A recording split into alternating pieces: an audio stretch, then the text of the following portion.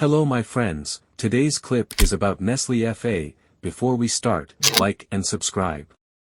A resounding scandal shook the Swiss multinational food company, Nestle, following an investigation conducted by the Swiss investigative organization, Public Eye, in cooperation with the International Baby Food Action Network IBFAN, which revealed through laboratory tests conducted on baby food sold in Asia, Africa and Latin America that produced by the company, due to the presence of added sugar in products such as Cerelac and Nido.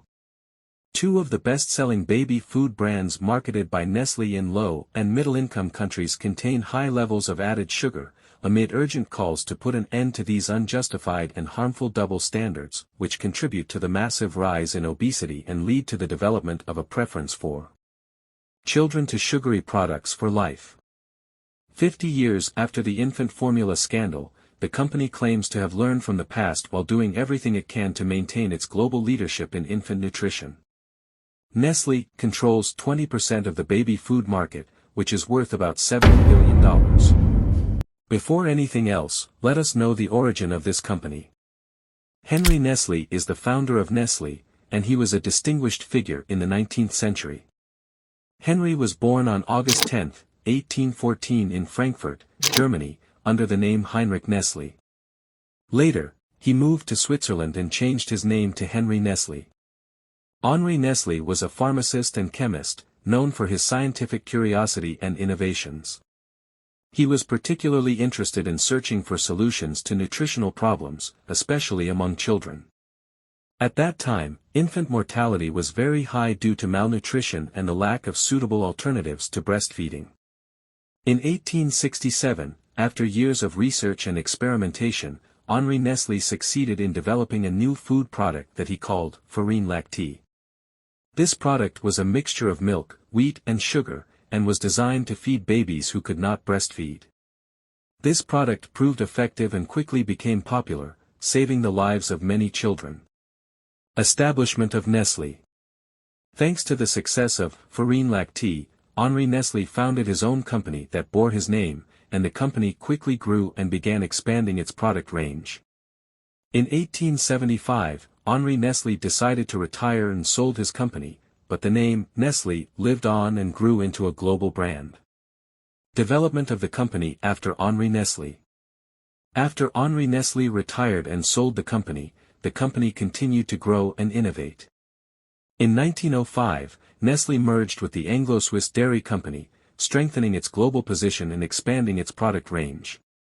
Today, Nestle is one of the largest food and beverage companies in the world, producing a variety of products ranging from coffee and chocolate to dairy products and canned foods. Death of Henri Nestle. Henri Nestle died on July 7, 1890 in Glien, Switzerland. Despite his death, his legacy continues through Nestle, which remains one of the most prominent global companies in the field of food and beverages. In the world, it produces a variety of products ranging from coffee and chocolate to dairy products and canned foods. Death of Henri Nestle. Henri Nestle died on July 7, 1890 in Glien, Switzerland. Despite his death, his legacy continues through Nestle, which remains one of the most prominent global companies in the field of food and beverages. With global sales of more than $2.5 billion in 2022, Cerelac and Nido are Nestle's best-selling baby food products in low- and middle-income countries.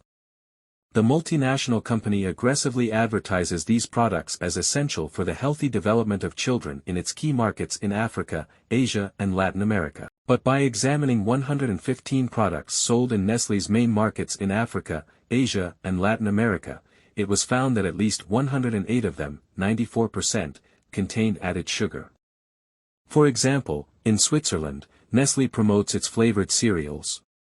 Biscuits for babies aged up to 6 months carry a "no added sugar" claim, while in Senegal and South Africa, Cerelac cereals with the same flavor contain 6 grams of added sugar per serving. While the multinational company is quick to highlight that these products are free from added sucrose, they do contain added sugar in the form of honey.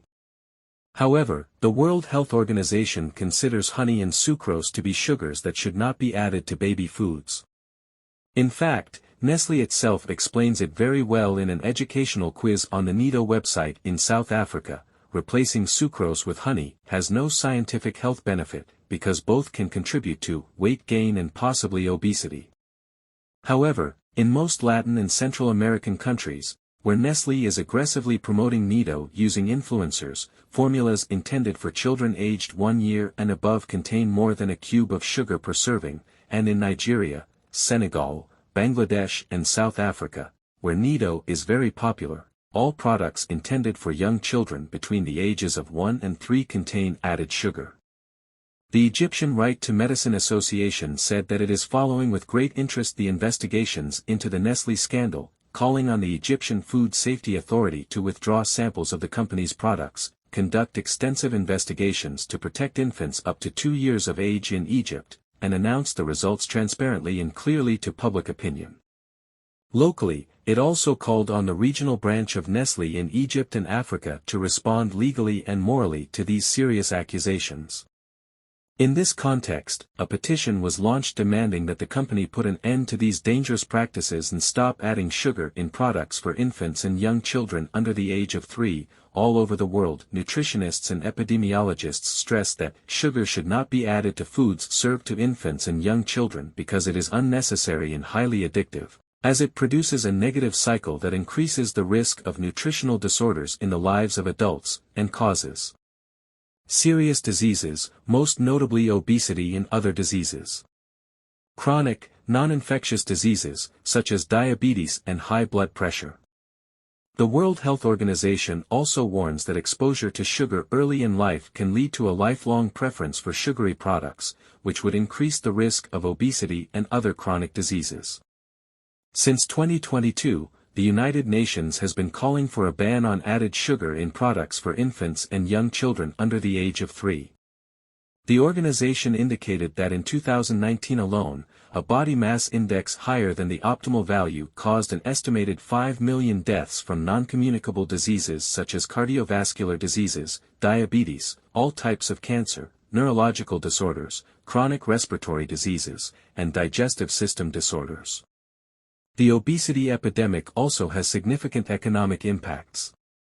If nothing is done, the global costs of overweight and obesity are expected to reach $3 trillion annually by 2030 and more than $18 trillion by 2060. While Nestle publicly recommends avoiding baby foods containing added sugar, it exploits weak existing regulations to continue selling such products in low-income countries.